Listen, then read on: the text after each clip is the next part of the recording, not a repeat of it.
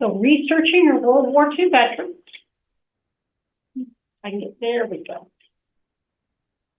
Okay, so World War II started in 1939. In 1940, the United States figured, okay, if we get dragged into this thing, we want to see who we can make come to war for us. So they came up with the selective service literally a year later. Then, a year after that, the U.S. officially joins the war. On June 44, so about 2.5 years later, you had D-Day in Normandy. So that was kind of not the end, officially the end of the war, but for Europe, that was kind of the beginning of the end. That's kind of the way that happened. And then we have September of 1945. That's when the war officially ended, when Japan surrendered. Who served? 16 million men and women served in World War II. You can see by the numbers, over a million African Americans. We have Japanese Americans, Chinese Americans, American Indians, Filipino Americans, and there were 350,000 women. And women, they were put in their own units. You had, the Army had what they called the WWII. Women, it was Women's Army Air Corps. You had Nurses Corps, and each branch had their own women's group, as well as the nurses. So when it comes to researching, it does not matter skin color or gender. You'll look for documents the same way. So when you begin your research, start with what you already have, start with what you know. If you have official documents, my grandfather, bless his pea-picking heart, he kept his paperwork. He kept his discharge.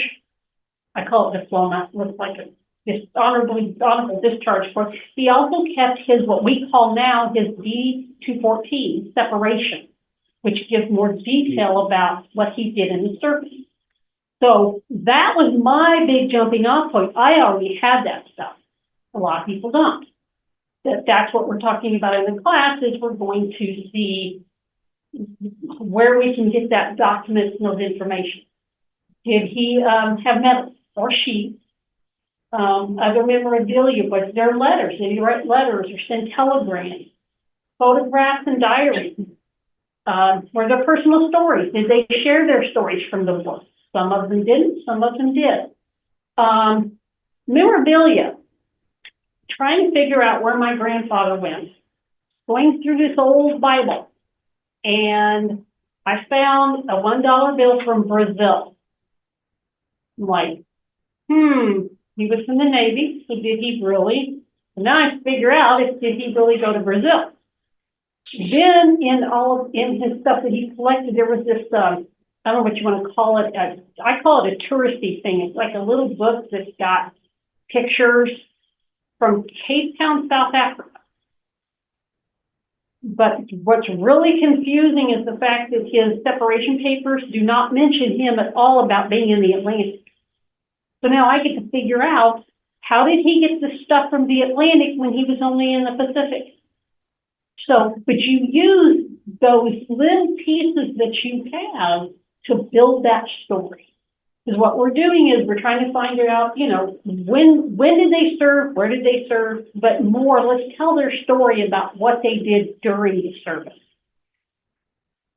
This is kind of you would call it a table of contents about different stuff we'll talk about in the class. Service records, where to get the service records. And you have registration or enlistment papers. Enlistment is for the Army. You have muster rolls for the Navy and Marines.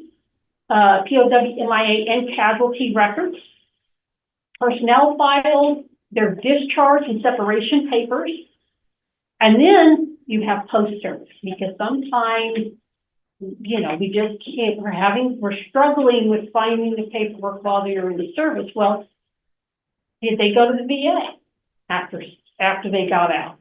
They had to present their paperwork in their file at that time. Burial and cemetery records. And there are more places you can go to help fill in. We're trying to fill in gaps. So we're going to start first with the draft registration. This was my grandfather's. And you can see this, especially if you have an immigrant ancestor that filled out a draft card. The caveat is, because they filled out a draft card, that doesn't mean they were drafted. That doesn't mean they served. The flip side of that is, if you can't find one, that doesn't mean they didn't serve. They could have already been in the service. They were there. They didn't have to fill out a draft card because they were already in there. It gives his exact date of birth, where he was born. It gives his wife's name, who he worked with.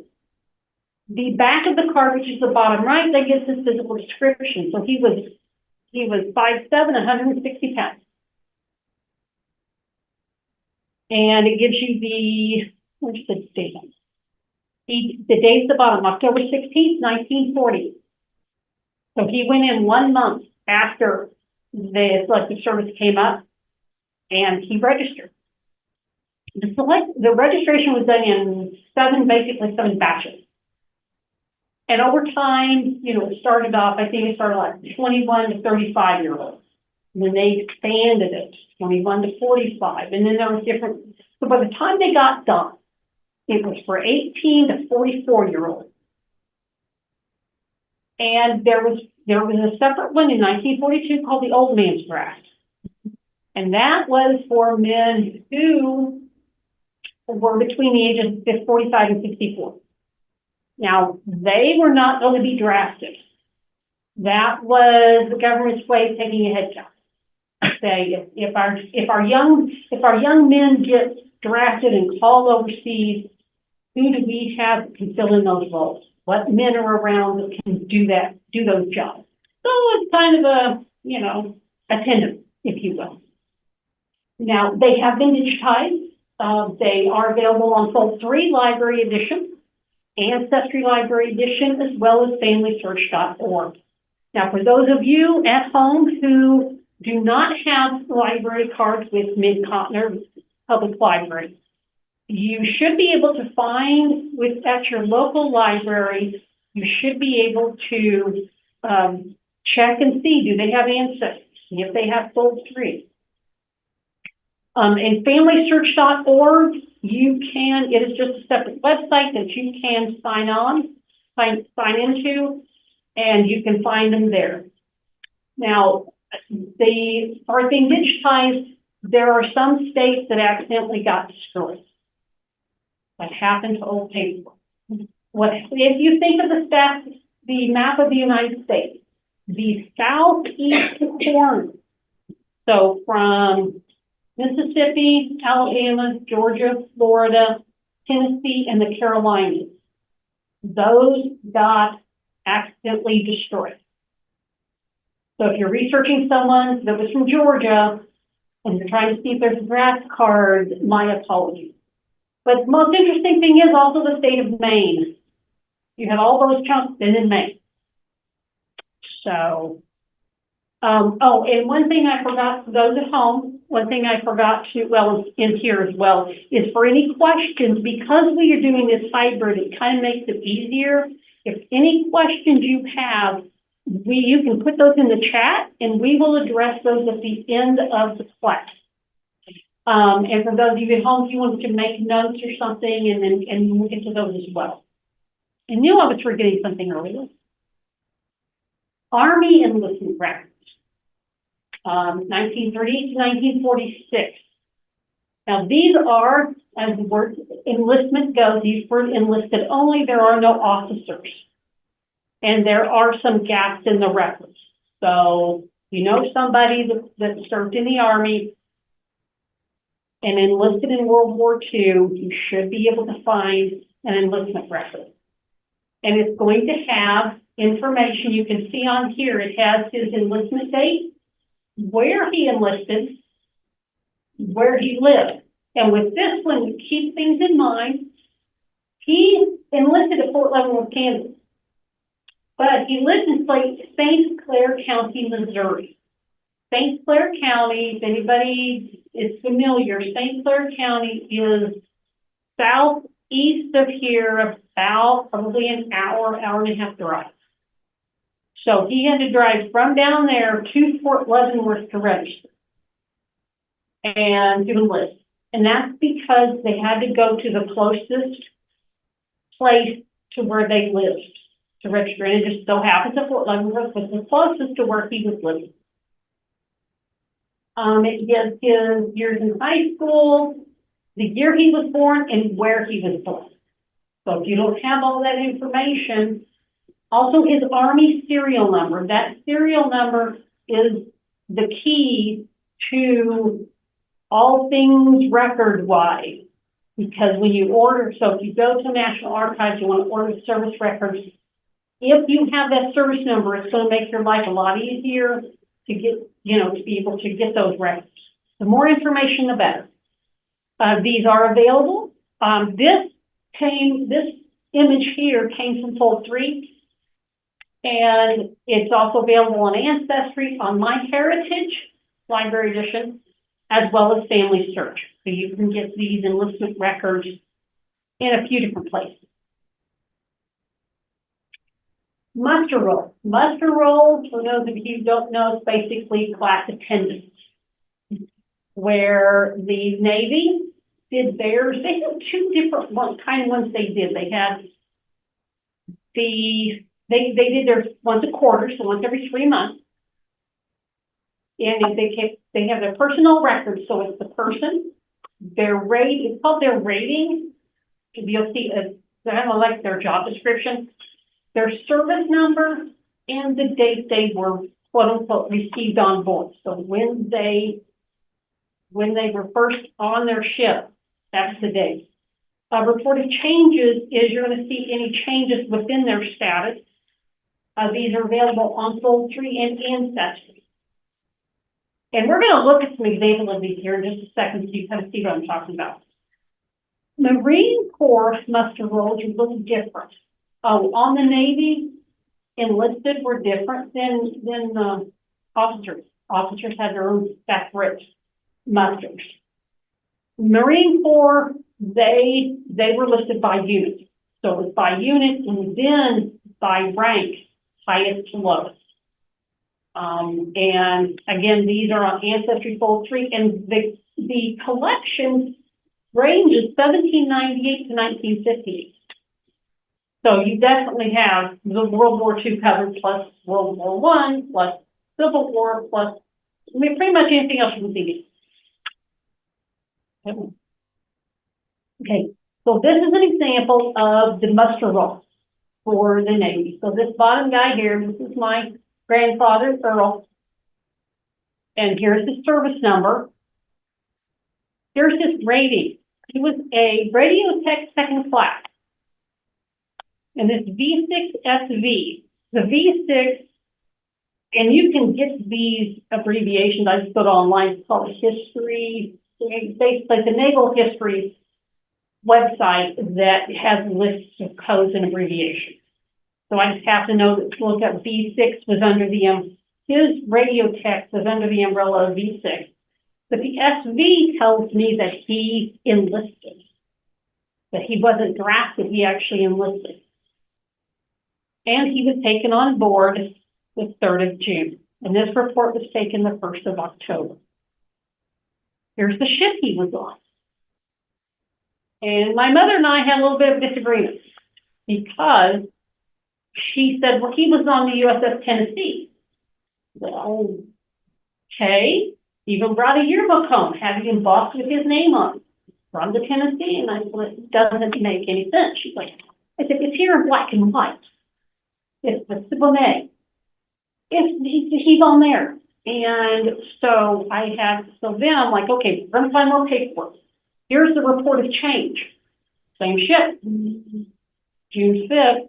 He was in line number 1, and the way this is set up is the top half is the list of the soldiers with their service number and their rating. The bottom half, you go to the corresponding line number. And then they're going to give you, for example, he's in line 1, so down here, he was in the U.S. Naval Reserve. REC, he was received. This is just a list of abbreviations, like TRAN, this soldier was transferred. And this gives you the date that the change happened. And then this gives you over here remarks, or, you get an idea of what changed in his status. So for Kim, he was in technical school at Treasure Island when they received him on board. But see, there's that ship again. Well, it doesn't make sense. So I had to put that aside for a minute, go do my homework. So I get looking, and so the USS Tennessee is a battleship. Turns out that this USS Savannah is a escort ship for the Tennessee.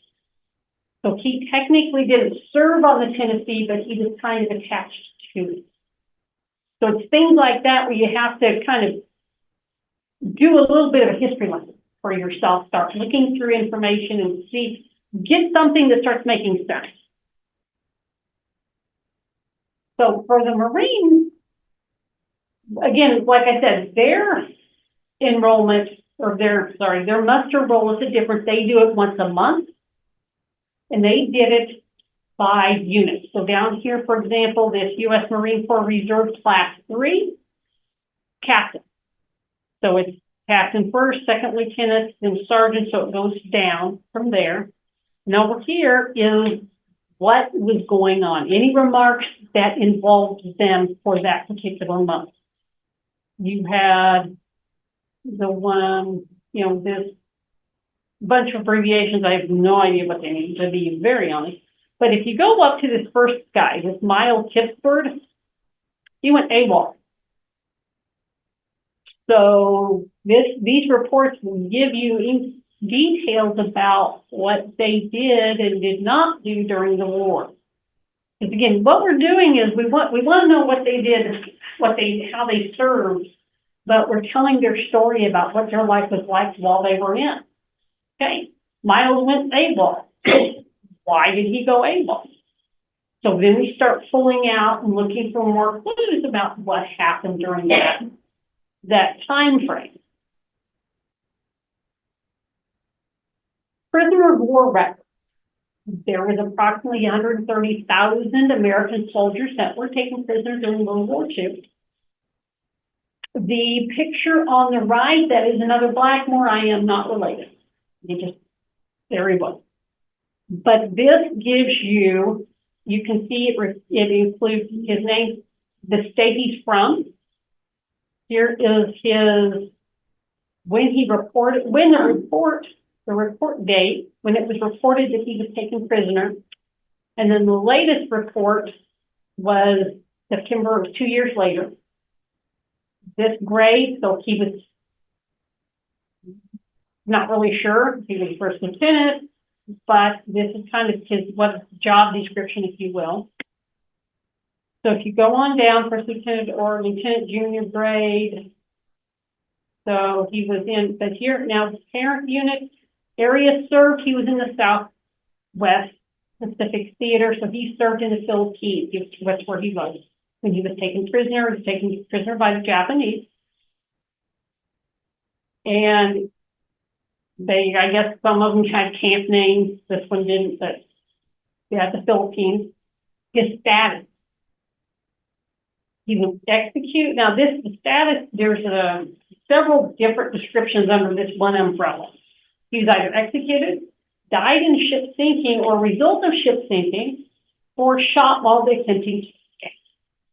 Well, then you go one more line down and get more detail. September sinking, the ship that he was on, the Shinyo Maru, it sank 7th of September, 1944. So if you have someone that he was a POW, or you've been told stories, it's kind of the family lore, the family stories that he was a prisoner of war, he died. So these are different places you can go to kind of help firm up that information. And you can go to this is part of the National Archives, with aadarchives.gov. It is called the Access to Archival Databases, and this is what it looks like. The field on the left. When you first go into that website, you will see this screen here. And best way to do is down here, you see it covers several different wars. Just click on World War II. And then the picture on the right is the screen that comes up. Two different ways you can do this. In this particular one, there were 5, and it gives you the number. Under this one, there were 5. They've got 5 different series, or if you want to call it groups or collections. You can either click on a specific one, or I found out it's a little easier is if you just put their name up in the search box up at the top. And then when you click search, and it will pull, whenever it finds that name in any of these collections, it will pull up that information. Missing in action. You know, they went missing. So their website, they have a different one. They're not part of the National Archives. It's the WWII Accounting Agency, DPAA. And this is what their website looks like over here on the right-hand side. On the left, once you go to something, you will click on where it says World War II and World War II Summary. And there's at the top portion, there's a lot of explanation and some history. If you scroll further down, you will find this search screen. So you can put in literally just the first and last name. I just put in John Smith because John Smith, you're usually going to find with a couple, and I wanted an example of what it looks like. So it gives their name. You can see it gives their service number, their rank. You can see accounting status. They're accounted for. They're missing in action. They still, as of the information on here, they hadn't been accounted for. They're just still listed as missing. And then down here, the date they were lost. So the last time it was reported they were missing in action was on this particular date. And here you'll find the state. So if you have someone, especially if you have someone with a common name, you can use things like the states they're from to kind of help narrow that down. I did discover some little buttons with export to PDF. So let's say that you have someone you're looking for, you're not exactly sure, and there's a dozen names on the screen. It will show up to 15 at once. There's a dozen names on the screen, and instead of trying to write everything down, if you click on export to PDF, it will create a different page for you that you can print out. That will list just those names that you see on the screen. So that kind of helps you if you need to go through and sort and figure those out. Aircrew report. Poultry has one collection called the Missing Aircrew Report, and you can look through there. Now, I say that poultry has much more for World War II, but for the Missing Aircrew Reports, poultry is the only place you're going to find that collection, to find your person. Casualty records. National Archives website, they did it a little weird, for lack of a better term. For the Navy and the Army, they were done differently. They were compiled differently. So for the Navy, you can go to, again, World War II Navy casualties. So in there, you see the snippet on the right-hand side. That's what it looks like. And there's a list of all 50 states. You just click the state you're researching. And then a list comes up, and it's the casualty description. So if they were killed in action, then you would go to that. You click on that particular collection title, and every soldier is listed in alphabetical order. And what I really, really like about their collection is the fact that it gives the parents' names and addresses. So if you're trying to fill all that information in and you want to know where were they living at the time, it's going to give you that information, which is really, really good. that it's there, and it's in their pictures, they're scanned books. They're actually pages with books that have been scanned to go in there. The Army's a little different. The screen starts off the same, where you have a list of all the states. But then what they've done is you click on a state, then you will go to a specific county. And then, again, out of some registered book that they typed up, it will list soldiers by county in alphabetical order. And that has their name, their service number, their rank, and their cause of death. If you're not sure, you know they were casualties, but you're kind of curious, how did they die? All I know is they died in the war. Then they'll have an abbreviation so you can have that information. You can access get these, again, this is National Archives, and then there is a militarihonors.com World War II code index. So if you get letters and you can't quite figure out what those abbreviations stand for. Come on, there you are. I kind of made up a cheat sheet. So you will see, as I think, if I remember correctly, the Army had just like 5. You have killed in action, died of wounds, died non-battle, died of disease, and then finding of death. Those are pretty much the 5 that they narrowed down. So the finding of death obviously would be, they can't figure out for sure how they died in the war. But these abbreviations, and helping you notice, they go on, you know, if UDIS is discharged, and you start seeing these different abbreviations in the information, in the paperwork that you have, stuff will start making a little more sense. The official military personnel file, call them the OMPF. Before World War II, they were actually called the CMSRs. CSRs, the compiled military service records. So if you see something and you see, instead of OMPF, you see, you know, CSR or CMSR, it's the same thing. It's their service records. And it's going to give their service history, their enlistments, their duties. What was their duty while they were, you know, on board, or whatever, you know, whichever branch that they were in.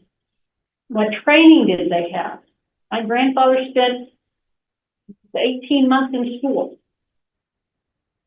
When were they separated?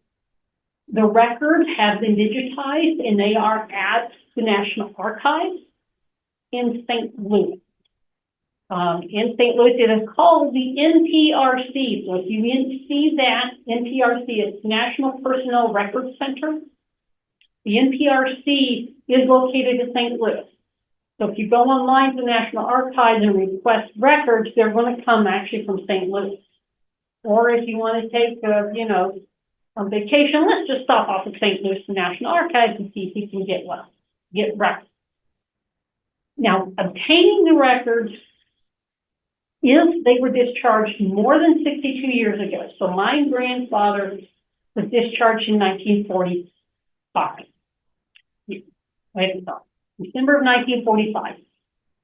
So I can order, there's going to be a cost. Last I checked, the cost, just so you're aware, for the up to 6 pages is $20. Anything over 6 pages is $80. Now, I don't know if that's gone up or not, but that's the current cost for getting service records, getting personnel papers from the National Archives. That is what they charge. Now, if they were discharged less than 62 years ago, so 1960, let's say they were discharged in 1964, then they were career Army, and that's when they were discharged.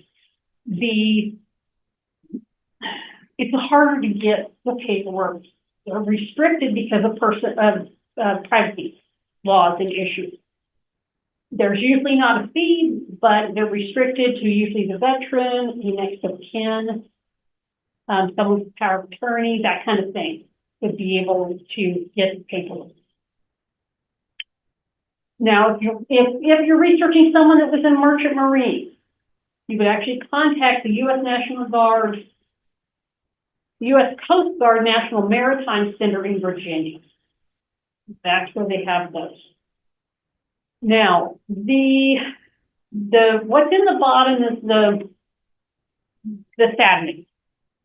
Documents were lost. There was a fire in 1973.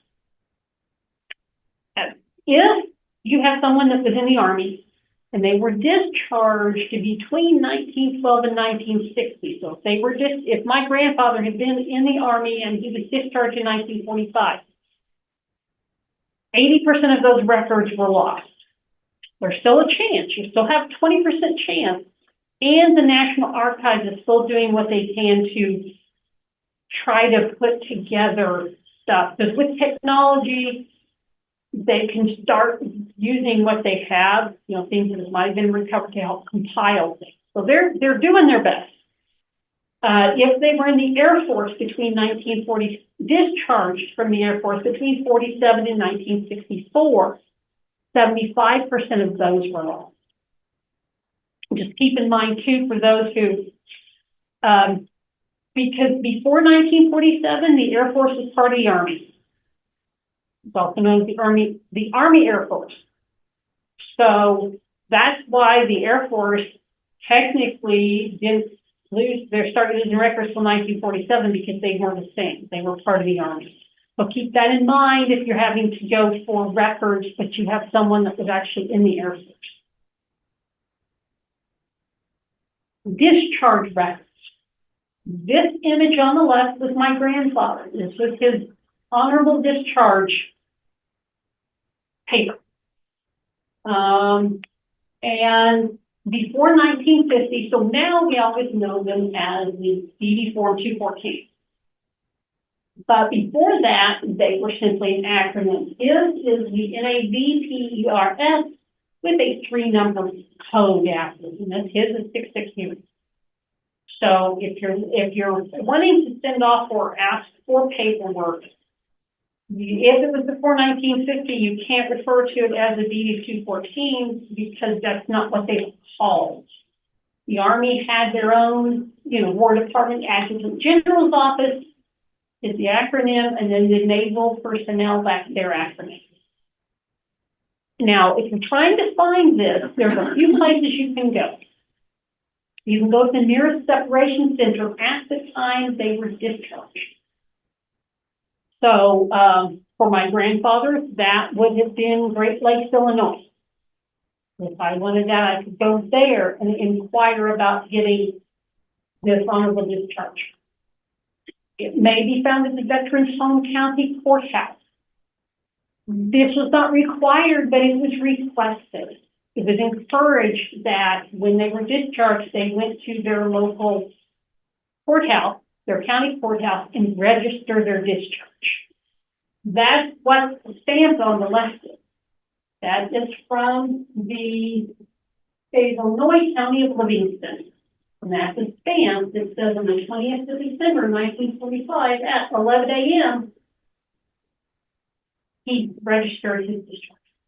Because he was technically discharged on the 12th. So when he got home, he went to the courthouse and discharged and put a copy in there. So he registered there. If they did not do that, there's National Personnel Records Center.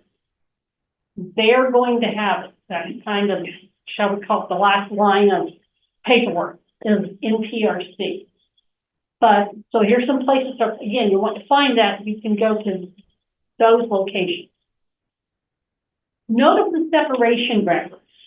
So this is their separation papers, which you can see is different than their honorable discharge papers. This same thing called DD Form 214 before 19 or after 1950. And you'll go to the same places to find this record as well. Separation Center, the Veterans Home County Courthouse, or the NPRC.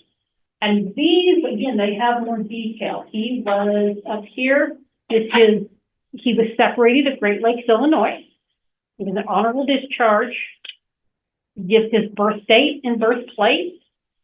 Marital status, it gives you his personal information, plus it gives you, this is service school completed.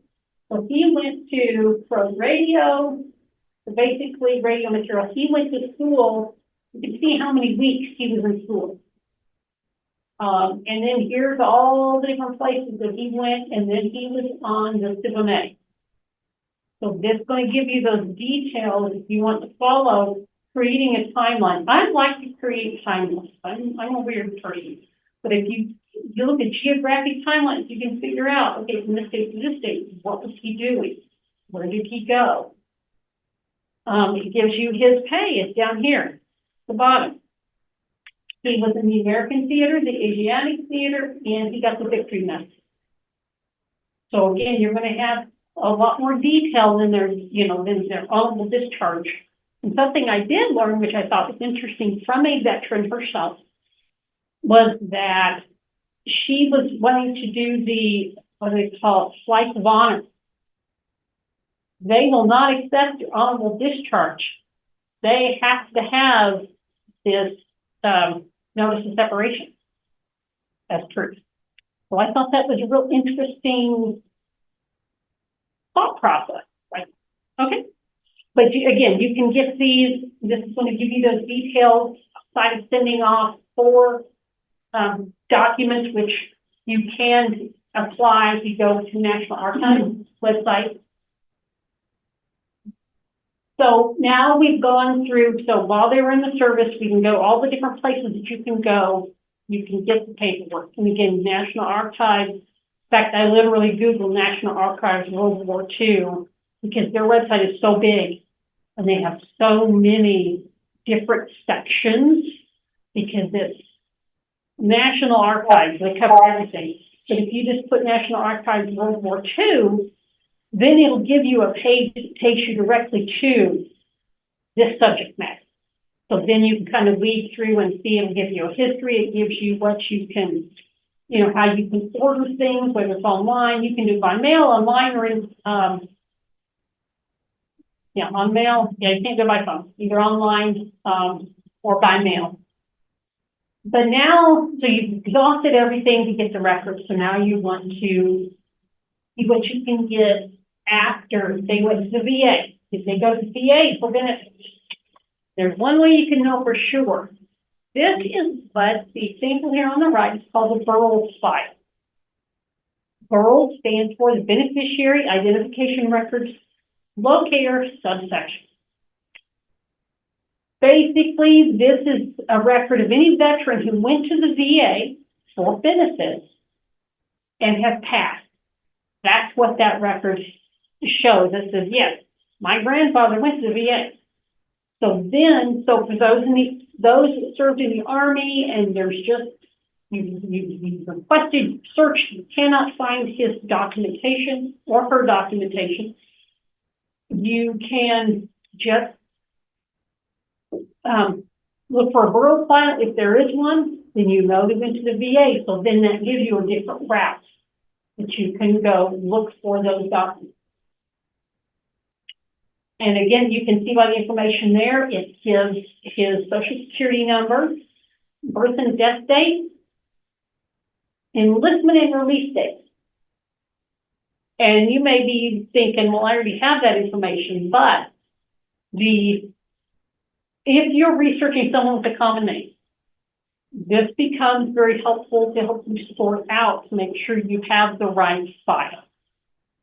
This image actually came from Fold 3, but Ancestry has them as well. Now, the Burroughs database, back last year, there was a group called Reclaim the Records, where they went and said, hey, we need to make these files, the Burroughs files, available to the public because they hadn't. And they actually came to court and they actually won. There is a website, burroughs.org, that's simple. You can go in and search for and request the Burls file. It's all free. All you have to do is go to that page, look for search the Burls database, click on that, and you get the search box, and you can put in as much or as little information as you have, and it will pull up a results page. First time I put in Earl Blackmore, and I was interested to see how many Earl Blackmores there were. So I put in his middle name, and I was good. But it's going to give you, and so I just clicked on his name, that gives me the details that I know his birth, death. Basically, the information that came off of the page that we just looked at. But down at the very bottom, you can submit an FOIA request online. Click on that, and it's free. All you do is you go in there, and it asks, I think, for your name and your address. It's information. And just click submit, and you're done. I requested back in January, I requested my grandfather's, because I'm curious what's in there, what other stuff they have besides what we've seen from full 3. And I got a letter in March that said that they had received my request. And now we're going to wait and see how long it takes. Because this is brand new. I have a former coworker who ordered 5. So as soon as this came open, I'm sure that they were inundated. But we're going to wait and see, because I really want to know what other information besides what was on, besides this information, I am curious what's in the file. So we are going to find out. Other VA resource. We know all about, VA healthcare, the hospital records, it's a GI Bill. So they came in service, got out, then I'm going to go back to college. They said, hey, there's this GI Bill. They took advantage of it. So you can go and get records. Home loans. The VA home loans. I thought they started in the 1970s. I did not realize they started at the end of World War II. So again, more places. This is about being able to go to more places where you can find more service documentation. Because unfortunately, because of, they were in the Army, there's a higher percentage that their documentation is not available. So there's going through different places you can go to try to attain what you're looking for. VA benefits. If you go to just benefitsva.gov for World War II veterans, and it gives you an entire list. This is just kind of your main ones. They have a lot more. And I did discover on the list, it's more, the list is very comprehensive, but it's kind of about today, more veterans that are getting out today, things that have helped them now. But it's a very, very good list to try. Burial and cemetery records. Were they buried at a national cemetery? You can contact, there is either the U.S. Army Human Resources Command in Fort Knox, Kentucky, or a website called Golden Arrow Research. And there you can request individual deceased personnel files. And it'll have in there, they'll have their units, it'll have their burial information, when they died and where they were buried. Were they buried in a national cemetery? Were they buried in Higginsville? Or were they buried in Leavenworth? Or Fort Scott, Kansas? They have what they call a nationwide grave site locator. And you can go in and you can either search by name, or you can actually search by cemetery. And you can go in and see, okay, because you don't know where they were buried. So you can look in there and see if you can find their burials. There is also American Battle Monuments Commission. That's the little snippet on the left. And you can literally go into where it says here, I don't know how well you can see it at home or here in the room, but here, the little fuzzy on the screen is just a burial search. And you can put their name in, and it will bring up where, where they're buried. Another thing is, when they passed, did someone apply for a military headstone? Mr. George E. Washington? His wife did. His wife did apply. She got, and you can see up here at the top, check type required. What kind of headstone is it put on? Is it upright? So it gives you which one do they have? So they kind of know, I guess, what the plaque should be. This is his service information, his enlistment discharge date, his pension number. So Mr. Washington had a pension, and his service number. Again, service number is kind of the key to making it easier to get documentation. Right here, where did he serve? This is his birth and death date. This is the name of the cemetery. So he found a military headstone. Highland Cemetery is not a nationally recognized, it is not a military cemetery. This tells you where he's buried. He's buried in Wichita. It was shipped to Mrs. Irma Washington, and gives her address. And down here she signed for it. Now, I have seen others who they may have made arrangements to have it shipped to a particular funeral home. In this case, Irma put down to have it shipped to her, and then she would take care of it. And down here, this is just the government kind of a timeline of, he died in December 46. For verification, January 47. So they kind of give you a timeline. So in this case, it was shipped in November 47. But my understanding is they are much faster now than they used to be. So, but again, this is another document that you can find that information. So we found documentation, we've kind of made it through, service records after service. What did they do? Where can we get that? Well, now we're going into what was their life like while they were, So we're not kind of shifting gears a little bit. We want to know. So you have the paperwork. The unit they served. Kind of, or at least you have an idea. Like my grandfather served. I know what ship he was on and where he was. He was in the Navy in 45.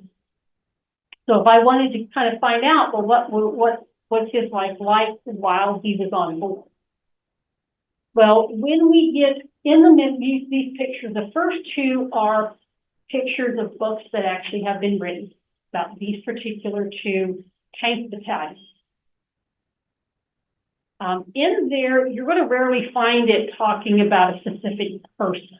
You might, like a high-ranking unit commander might be named, but for the most part, these are kind of biographies of the unit itself, what they were doing in the war.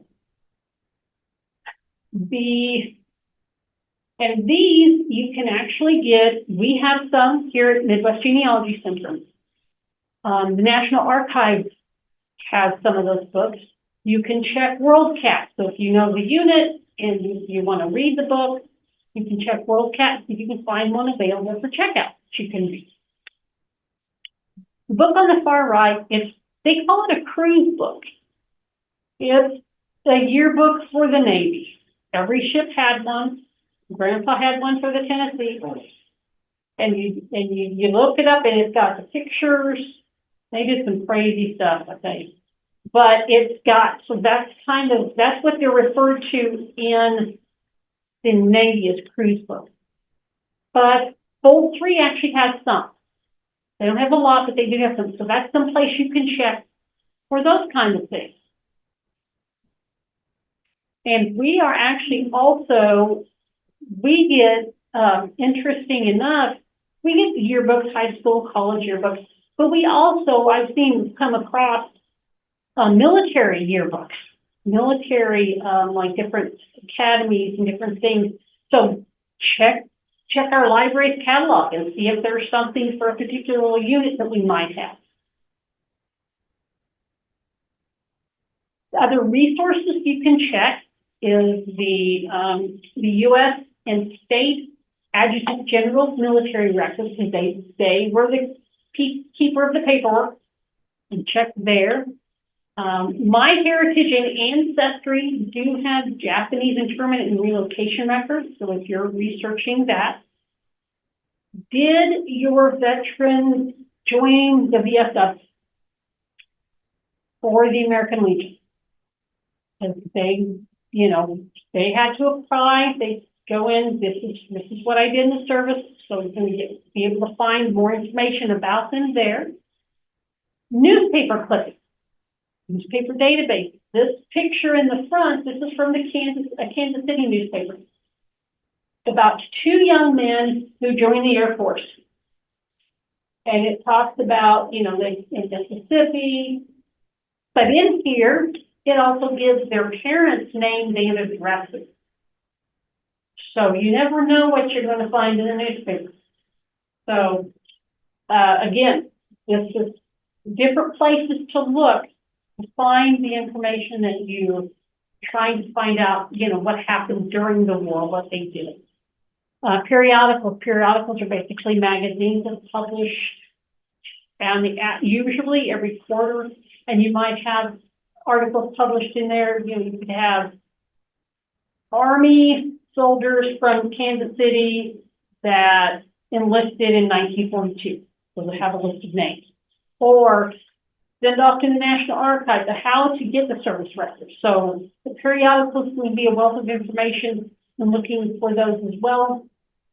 We also have a class for periodicals, but if you have any questions, please ask, and we will help you. We'll show you how to get where you need to go to be able to look through them. Digital libraries and archives. Digital State Archives. There is a website, literally called Digital State Archives. Now, the part you don't see on this page, this is kind of their home screen, but on the left-hand side is a list of all 50 states. And all you have to do is click on the state that you're researching in, so it's basically the state where they live. Click on that, and it will take you to that state's digital archive. It will take you to their website. So you can see what records and what information that they have. State Historical Society. They're holding, they may not have put it online, but they might have something in their repository about World War II and about service members. Colleges and universities, interesting how many colleges and universities have genealogical information. This example, Rutgers actually has oral history archives of World War II, so they were soldiers that wanted to have their story recorded. So Rutgers has that collection that you can look through. You never know if your veteran recorded their story. Even if they didn't, if you get, you can listen to them and kind of get that sense of what service was like. Visiting, now, I don't really think we can go to the battle sites themselves unless you're taking a trip overseas. But you can look online, find information. There's memorial websites. There are museums. Of World War II, there is a museum in New Orleans that you can go visit. Papers, and these would be more like correspondence. But at the presidential libraries, because Franklin Roosevelt was president during most of the war. Then Harry S. Truman became president toward the end of the war, and Dwight D. Eisenhower was commander of the Army during World War II. They're all going to have, and this, when you get to this point, you're doing more of a, now let's say, a history lesson about what went on during the war, but you can find papers there as well. Now, the Library of Congress has a really, really good website, and I kind of split it into two sections because they have, and it's two different, they're both at the Library of Congress, loc.gov. One is a research guide, so how to research World War II. It's got Library of Congress web resources. There are some databases they have. Some you have to be there, but they've got a couple that you can search wherever you are. They also have some external websites that you can go to. They also have print resources. It was interesting. I looked at there a few months ago. They actually even had a couple of books about World War II for children. So they've got resources there. The other half of what they have is, we were talking earlier about Rutgers University and their oral history. Library of Congress has the same thing. But they call their Serving Our Voices. Again, service members that wanted to tell their story. So they are recorded on the Library of Congress's website. Again, they've got research guides there, and they have interactive story maps. If you go into a particular battle or a particular time frame, these maps kind of move and show you kind of what happened during the war. It's a very cool history. So, international records. So if you have someone you're researching that was in Britain, they served in Britain during World War II. They were, they immigrated after that, or however their life went.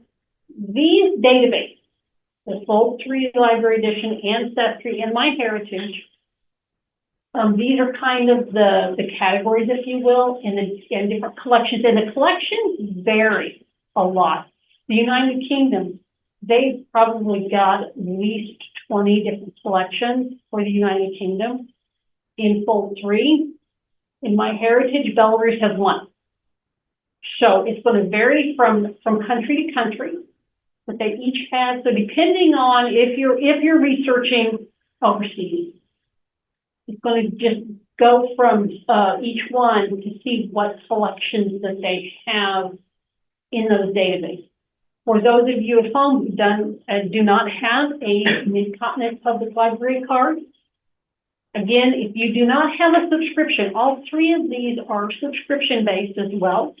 But if you don't have one, just check your local library and see what they have that's available.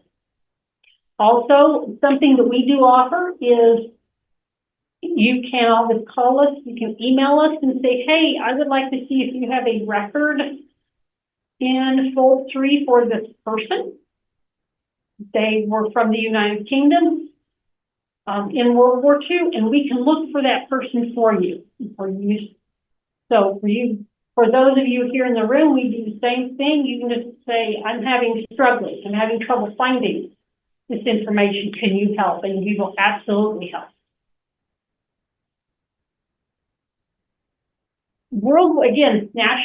In New Orleans, they have the National World War II Museum. You can request a 36-page information packet.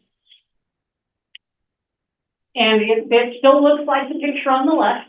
It hasn't changed. What's really interesting is you literally can go in there, you can request it, you put your email address in, you submit it, and an hour later I have my copy. It's not, they're making life as easy as possible for me. So, again, if you're wanting to look through the National Archives website, see what's there, see what they have. I literally just Google, type in National Archives World War II. First on the list, the first link that comes up will be that page you want. Because, excuse me, very honestly, it's a little bit of information overload if you don't know where you want to go in the website. Family Search has a research wiki.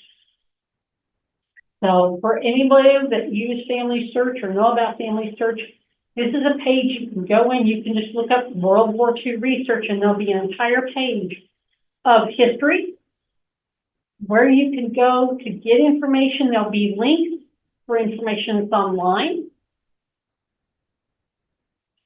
Cindy's list is a layers upon layers of websites. And she has a military section. She has a World War II section where they're just links to different websites that have information. We already talked about the Library of Congress. And this turning out this bottom with militaryindexes.com, World War II, turning out to be one of my favorite websites. Because first of all, it does cover more than World War II. It covers 8 different wars. But more importantly, if you go into that page, at the top, you will have links. And it's a link to the draft registration cards, or it can be like, a link to the VA burials, different stuff. But then below that, by each state, it gives links for anything World War II related to that state. You can click on those. That's why I like it, because it'll take you down to that state level. And keep in mind, when you're looking as far as state levels, you want to go to the state where they were living when they were discharged. Because if they moved, there's a lot of what you're looking for was generated when they got out of the service. And so that's where they were living. So start there for documentation in that state. This is us at the West Genealogy Center. You can see our address, there's our phone number, and there is our email. Again, we would love for you to contact us with any questions. On the handout at the top of the first page, I did put the phone number and the email address. So you can have them right there. So if you want or need to contact us for anything, please feel free.